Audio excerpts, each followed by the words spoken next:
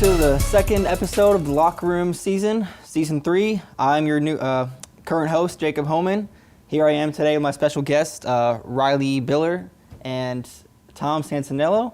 Thank you guys for coming on my show today. Yeah, of course. Yeah, great.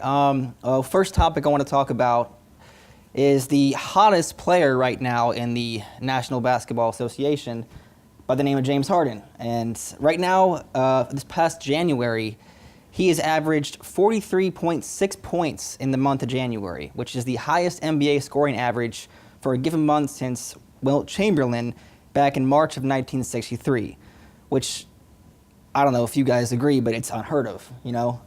So since December 13th, 2018, Harden has kept a 24-game streak of 30-plus points, which is the fourth best in the league. And as of this recording, he will be going for his 25th game tonight against Denver. And Wilt Chamberlain also holds the top three records with 25, 31, and 65. I think it's safe to say 65 might be too far for Harden to reach. Yeah, he's cooling off. Right, but with this information, the question is, where do you place James Harden, and do you feel that he might be potentially one of the greatest individual scorers you've ever seen in this league? I'll start with you, Reilly. I think his past month has been spectacular. We've always known that James Harden can score. 43.6 points is just ridiculous and unheard of. But in my perspective, he's not even the best scorer in the league. Okay. I think the Rockets before that streak were struggling. They gave away a lot of assets this past season.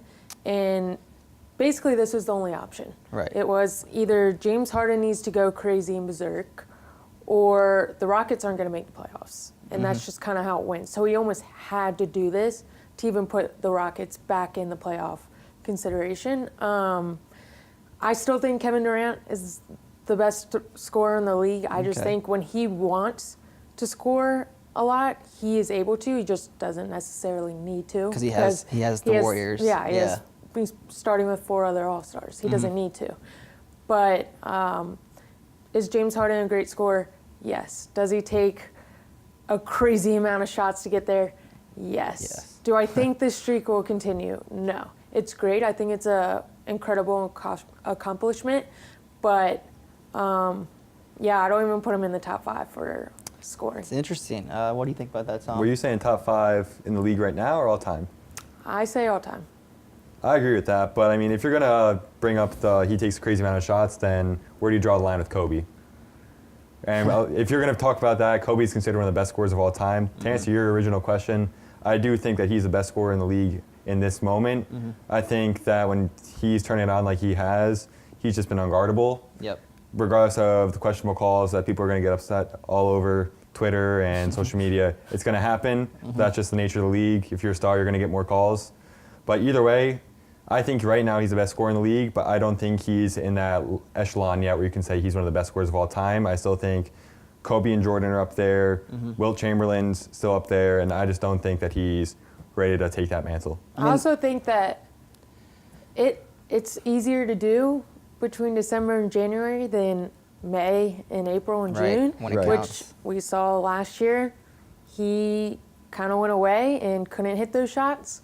So for me personally, if he comes out during the playoffs and does this, I'll put him in there. Yeah. But until I see it where it matters most, it's just regular season scoring. So. Right. That's kind of been his persona his entire career. He's great in the regular season, and when the lights are on him, he fades away. Right.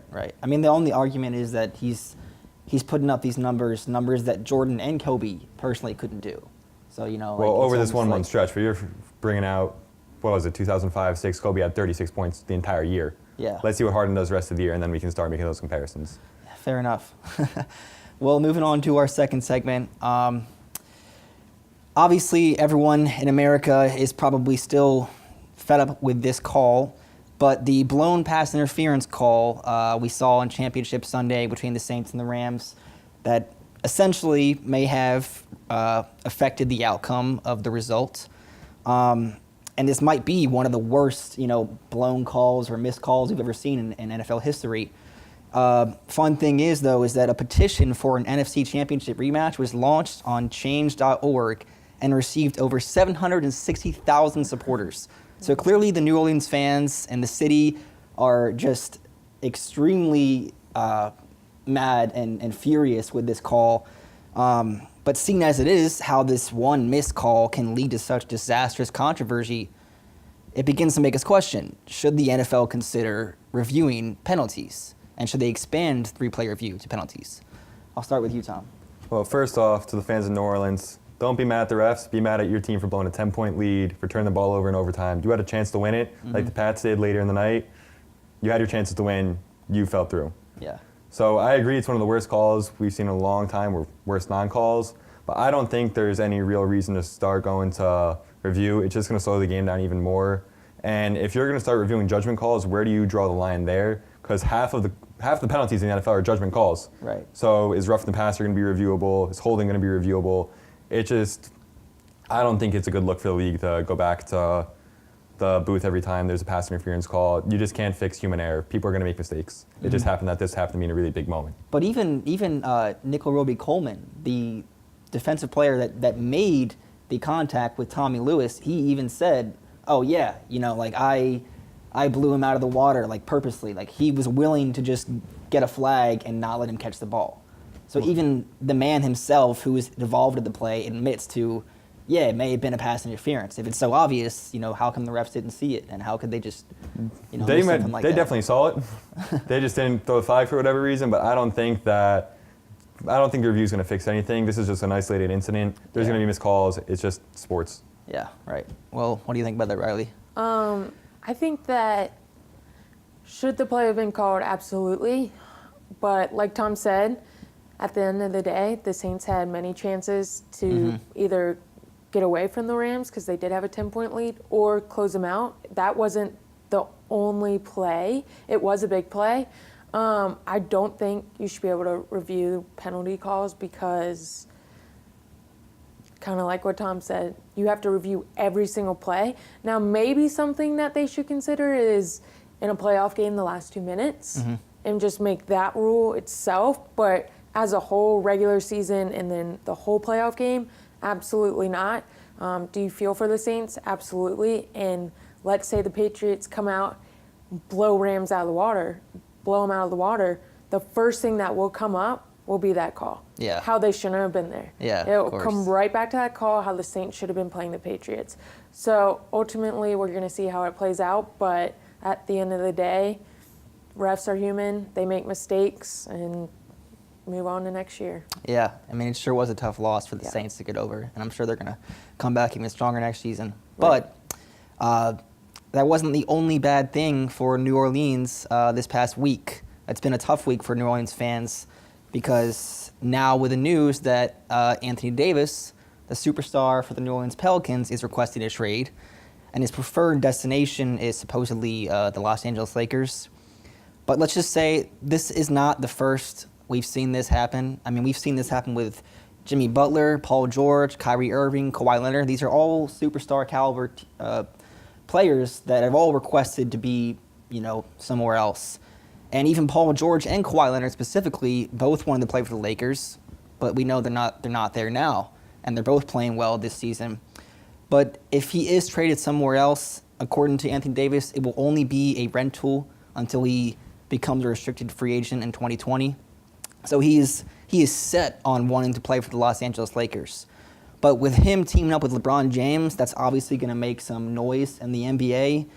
And the question is, do you feel that this is good for the league? Where, superstars are just oh, hey, let's collude and let's just get together and, beat the Warriors. Because obviously that's what the NBA is trying to do right now. So do you feel that with these superstars asking to play for certain teams, is that trending upward or downward, per se, for the league? I'll start with you, Reilly.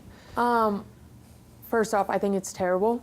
I think it's really unprofessional, and I also think it makes you respect a player less.